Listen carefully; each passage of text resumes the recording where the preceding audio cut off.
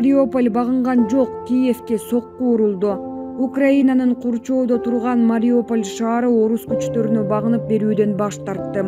Дүйшөмбүгө караган түнү орус армиясы Украинанын баш калаасы Киев баштаган айрым аймактарга сокку урууну улантты. Дээрлик жарым айдан бери орус күчтөрүнүн курчоосунда турган Мариуполь шаарында абал оор. Согушка чейин 400 миңдей адам жашаган бул шаарда азык-түлүк жана таза суу тартыш. Соңку бир нече күндөн бери көчөлөрдө атышуулар уланып жатат.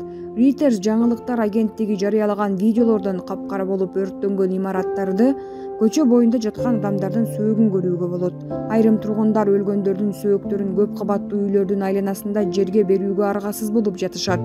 Жайгазгандардын бири Мариупольдук Андрей бул убактылуу чара экенин, өлгөндөр кайра башка көрүстөнгө коюлат деп үмүт артып жатканын Reuters агенттигине айтып берди. Армия сөөктөрдү муздак жерге алып барып тургула деди. Азыр эң муздак жерлер булар жер төлөлөр. Бирок жер төлөөлөргө эл баш калкалап жатат. Ал жакка сөөктөрдү алып барганга болбойт. Биз бул жакка көмө туралы дедик, деди Андрей. Курчоодо калган шаар. Орусия 2014-жылы аннексиялап алган Крымды Украинанын чыгышындагы Кремль колдогон жикчил аймактар менен бириктирүү үчүн орто жолдогу Мариуполь шаарына көзөмөлүн орнотууга аракетин кылып келет. Орус армиясы Украин бийлигинен 21 мартта Москва убактысы боюнча таңкы саат 5-те шаарды өткөрүп берүүнү талап кылган. Орус тарап Мариуполь багынып бергенден кийин шаардан чыгыштагы Орусиянын аймагын жана батыштагы Украинанын башка облустарын көздөй гуманитардык коридор ача турганын билдирген.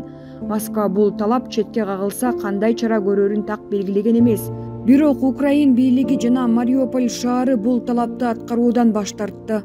21 мартта Украинанын вице-премьер-министри Ирина Верещук шаарды багынып берүү же куралды таштоо жөнүндө сөз болбой турганын, бул тууралуу орус тарапка маалымат берилгенин айтты. Шаардын мэри Петр Андрющенко белгиленген мөөнөт аяктаганга чейин эле Мариуполь багынбай турганын Facebook'ка жазды.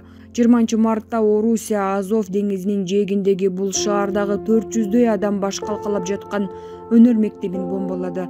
Жергиликтүү бийлик мектептин урандыларынын алдында адамдар бар экенин билдирип, канча киши жабыркаганын так айта элек. 16 мартта орус күчтөрү Мариупольда миңдей тургун башпаналап жаткан театрга да сокку урган. 130дай адам аман куткарылганы кабарланганы менен урандылардын алдында дагы канча киши бар экени белгисиз. Украинанын президенти Владимир Зеленский 20 марттагы видео кайрылуусунда Мариупольда согуш кылмыштары орун алып жатканын айтты.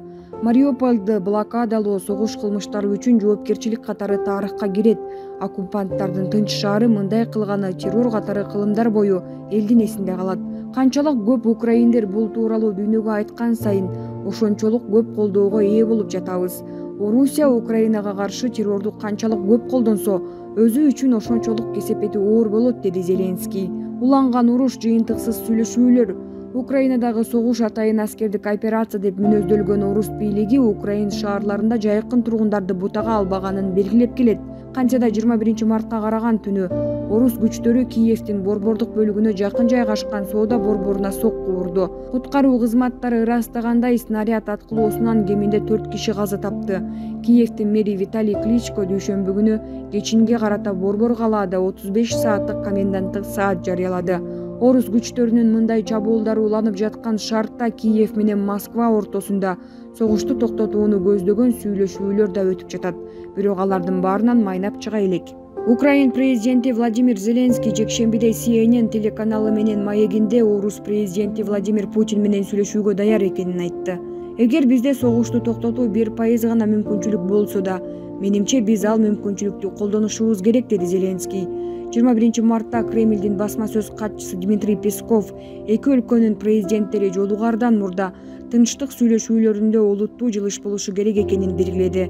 Эки президенттин жолугушуусу тууралуу сөз болушу үчүн алгач үй тапшырманы аткаруу керек, сүйлөшүүлөрдүн жыйынтыгын макулдашуу керек. Азырынча орчундуу жылыш камсыз кылына элек. Азырынча эки президент беките турган макулдашуу жок, деди Песков.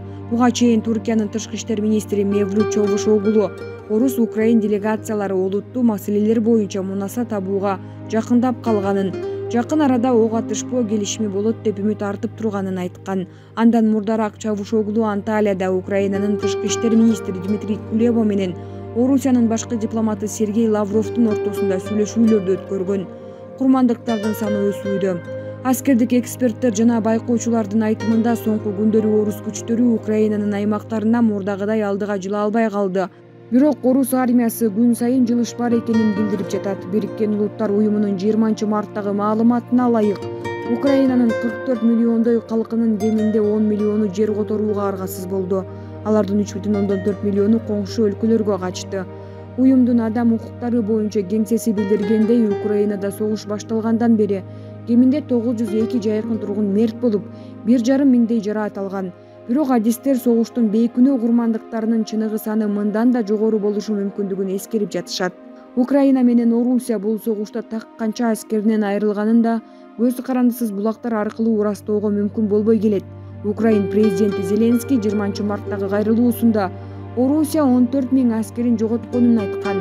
Москва 498 жоокери Украинада мерт болгонун гана мойнуна алган. Расмий Киев согушта 1300дөй Украин аскери курман болгонун билдирип келет. Булак Азаттык Чекит Орг.